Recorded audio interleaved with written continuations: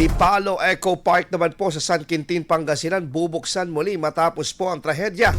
Bagong safety features ilalagay. Para sa detalye ng balitang yan, kasama natin na Idol Denise Brillante. 104.7 IFM Report.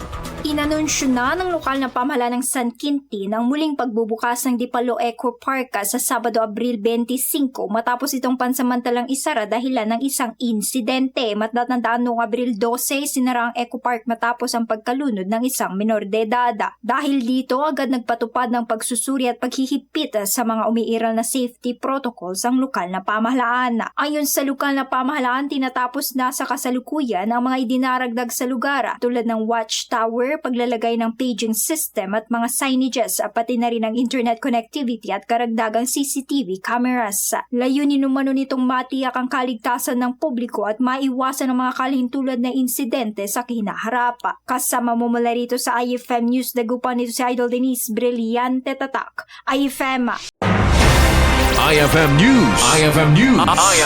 IFM News.